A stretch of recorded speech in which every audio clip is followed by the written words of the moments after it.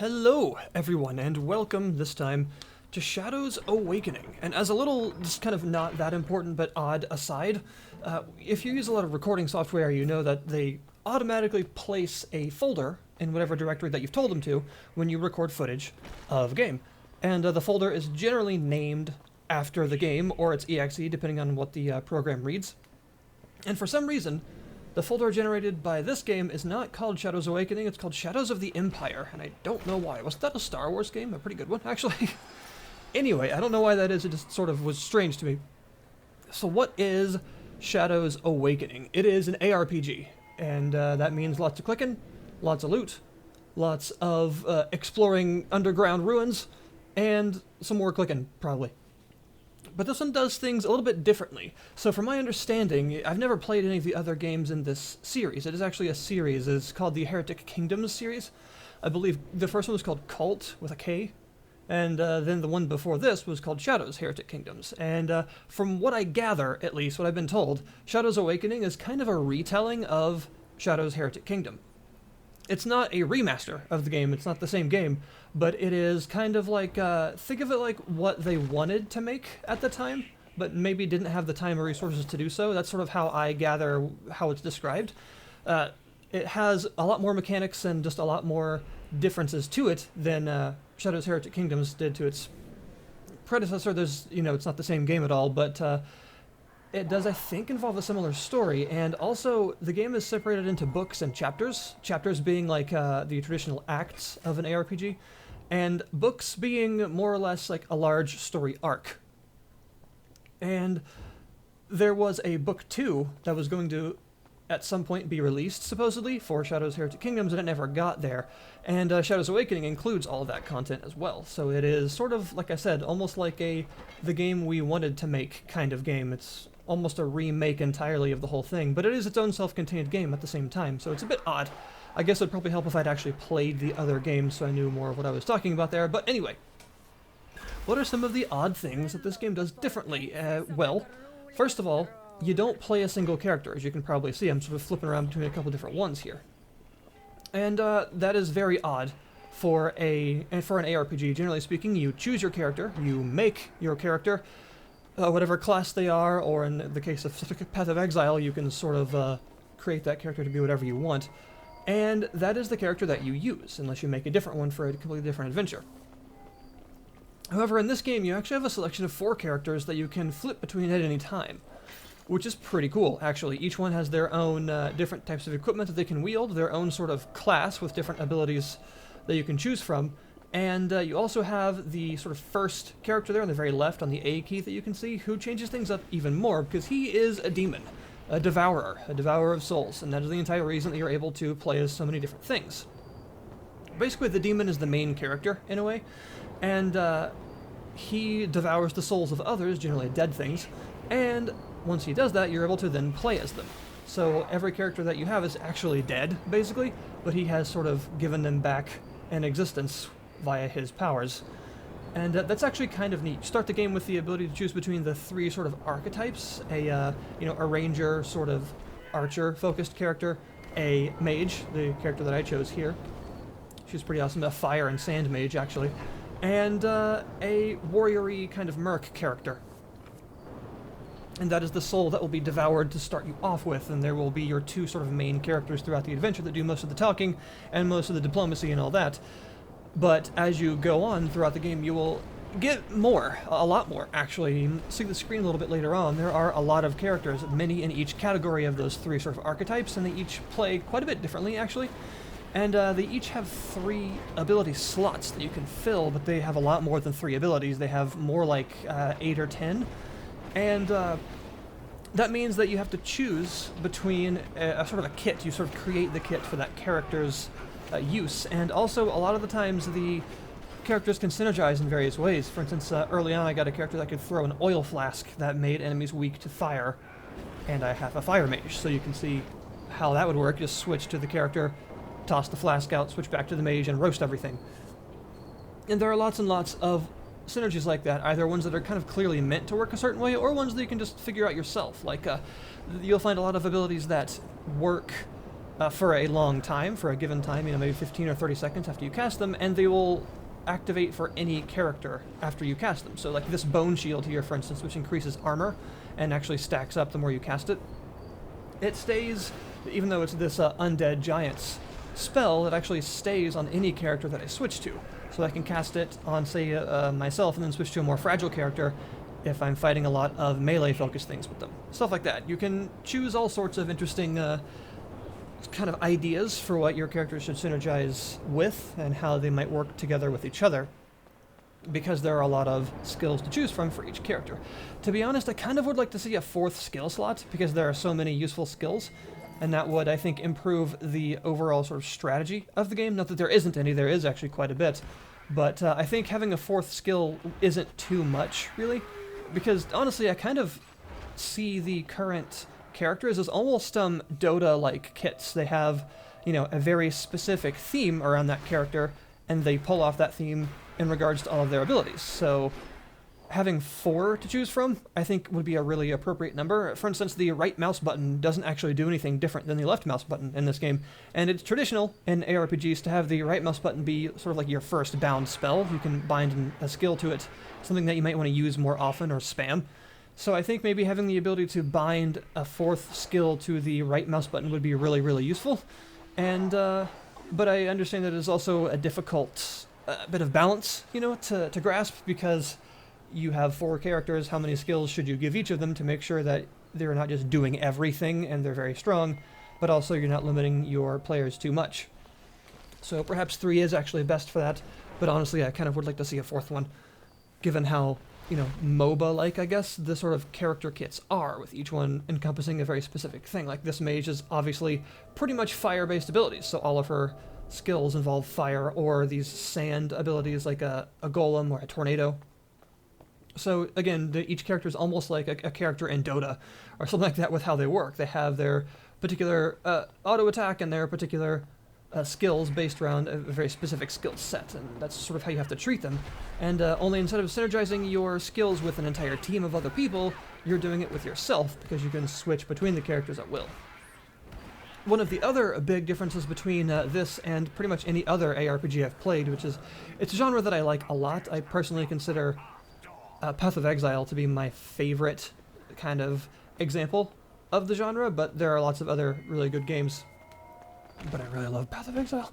But when you switch to the demon, you actually go into the Shadow Realm, which has nothing to do with specific card games. And it actually is, as you can see, it sort of changes the tint of the world, but that's not all it does. There are lots of enemies that you can only find here, so the demon has to fight them himself. There are also certain types of enemies that can exist in both worlds at the same time. Normally, if you go into this Shadow Realm, any sort of physical enemies freeze in place and you cannot interact with them as the demon. But there are certain magically powerful enemies that can appear in both, like mages, other demons, things like that. And this is used as a lot of a sort of a puzzle-solving method. There are lots of puzzles that you have to use both the Shadow Realm and the Mortal Realm to properly solve. Opening doors, getting through gates, all sorts of stuff like that. You'll often find that you need to switch between the realms to see what you need to do.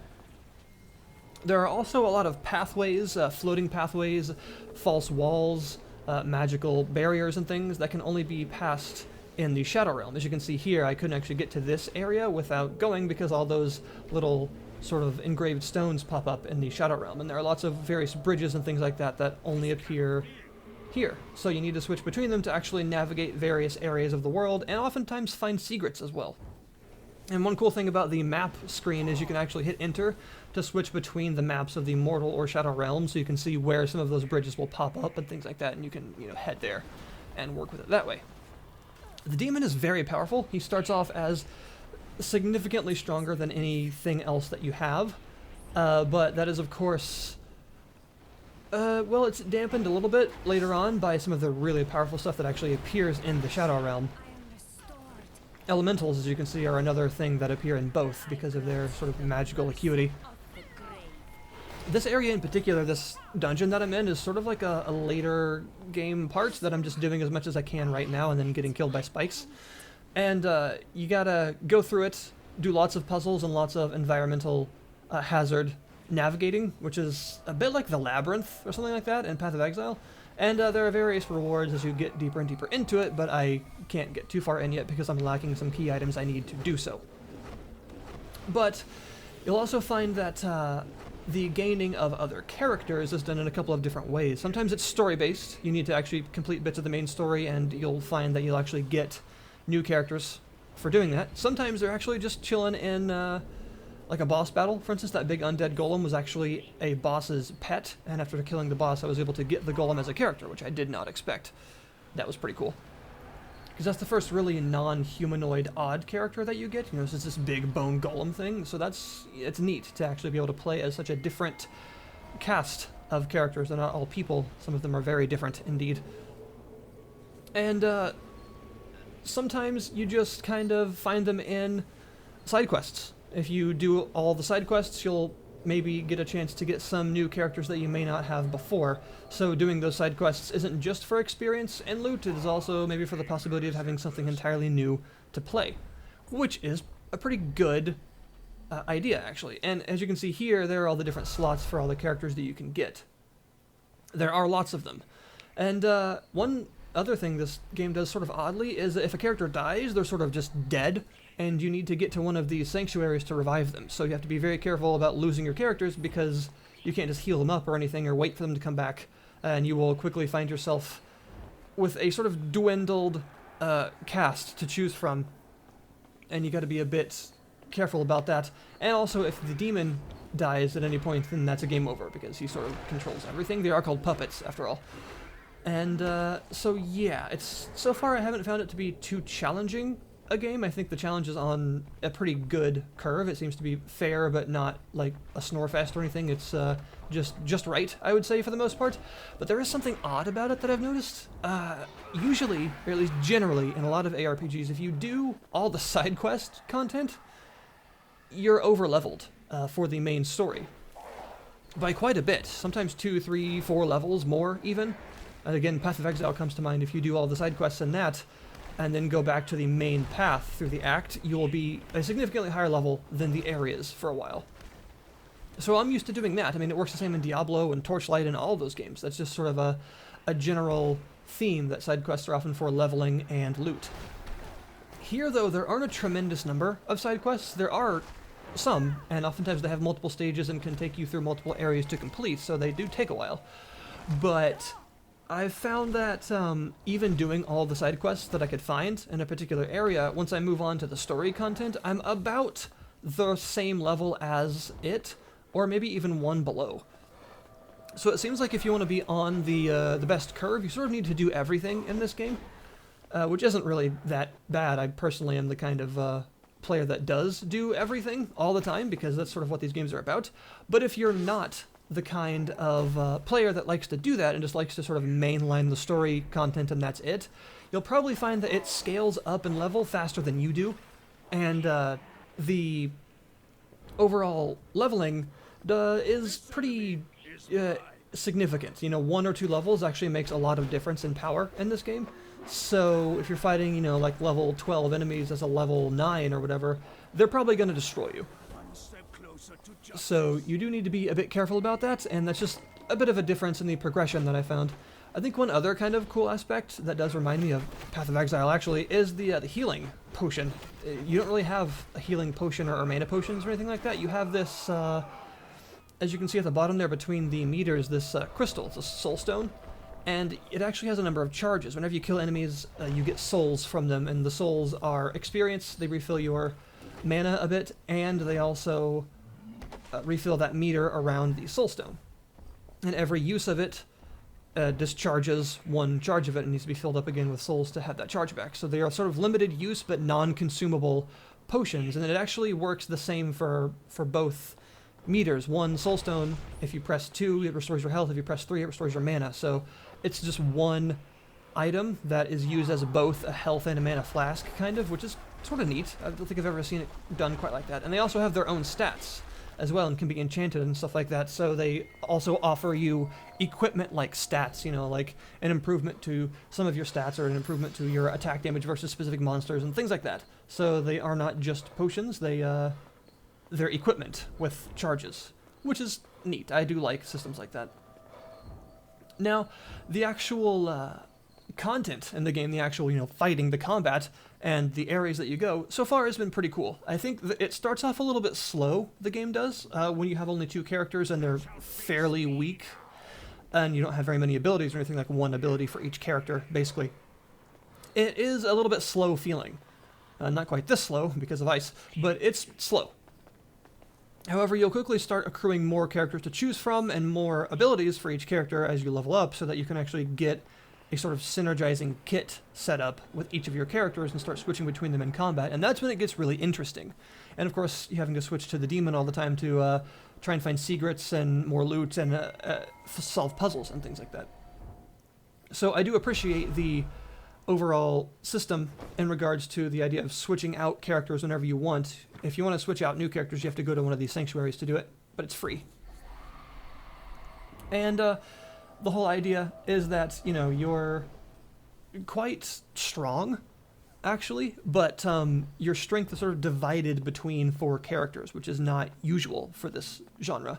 And I think that's a cool way to do it. That also means that the equipment is divided between 4 characters. So some characters can use multiple pieces at the same time, like, this mage and the werewolf guy over there can both use the same armor. So you got to kind of split your loot between them to make sure they're fairly equally prepared, so you don't have like a really super weak character along with all your strong ones going into higher level content. So you need to, they all level at the same time, but they do not, you have to equip them yourself. And this is where I run into my biggest problem with the game.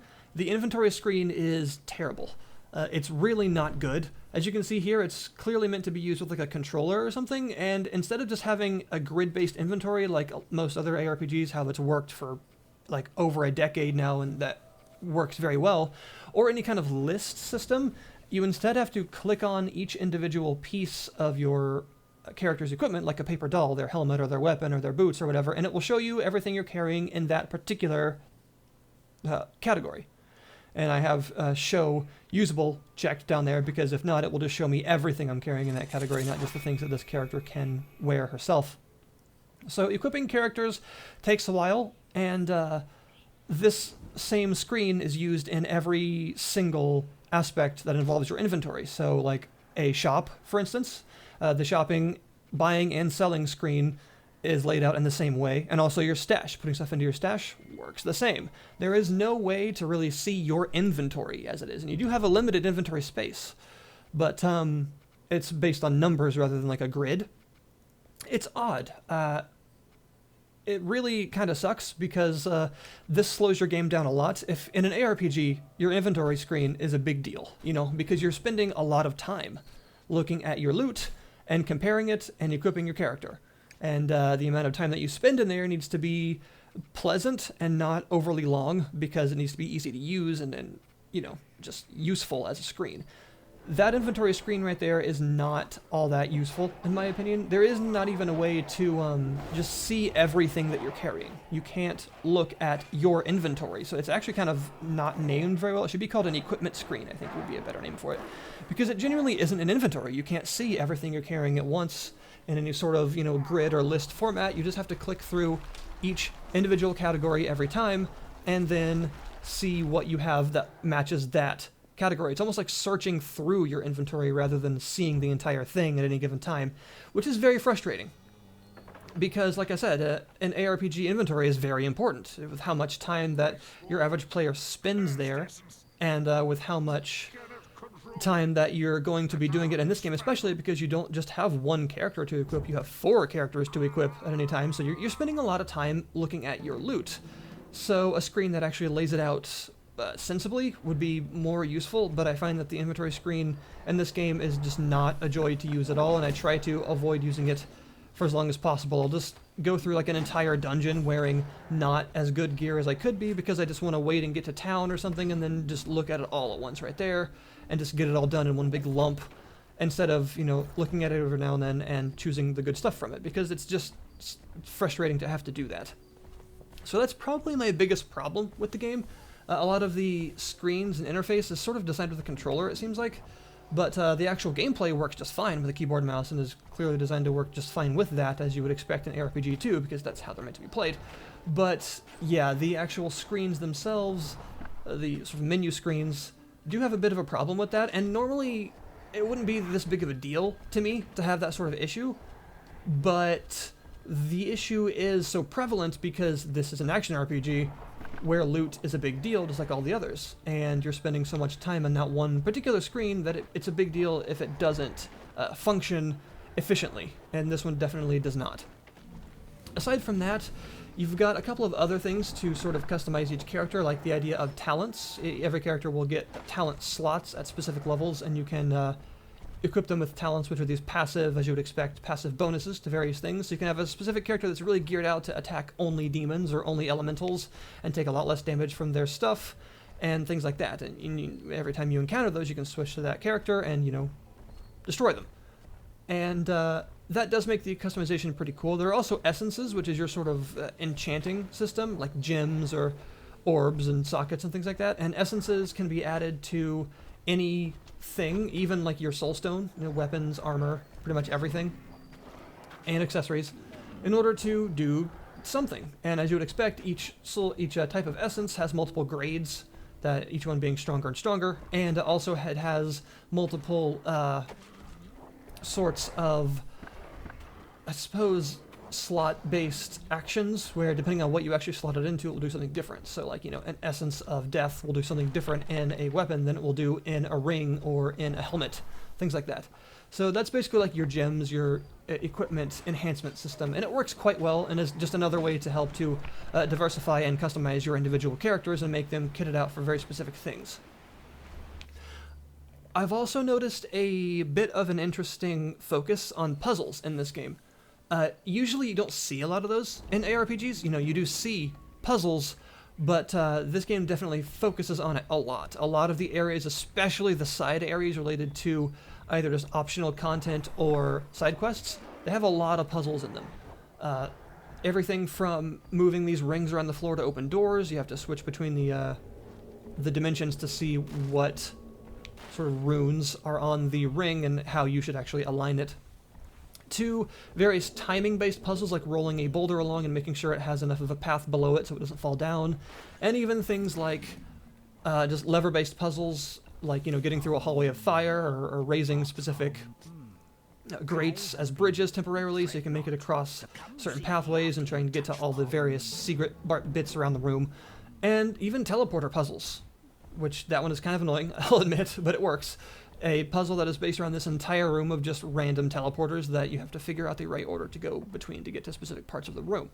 So this game does have a lot of puzzles in it, and it tends to use the two different sort of dimensions as a very big focus in its puzzle solving, which makes sense because that mechanic is there, you know, so why not use it for something like that? And that's where it usually comes in the most useful, is when you're solving various puzzles, because you'll need to switch between them to actually understand what you need to do and what the various buttons and levers and switches and stuff do, because the other dimension will show you differences, like big pressure plate puzzles and all sorts of stuff like that.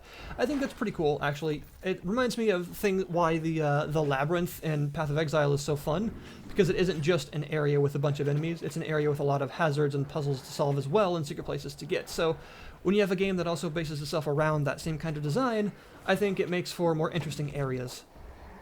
That is pretty much my opinion on Shadows Awakening. It's a pretty cool ARPG, and it is cool in the various things that it does differently from a lot of other games in the genre. It's available right now on Steam for about $40 if you want to check it out, and I'd say it's got quite a bit of content to justify that price if you're very much into this sort of game like I am, one of my favorite genres. And of course you can look below for the link in the description and check it out yourself. Thank you guys very much for watching, and I'll see you next time.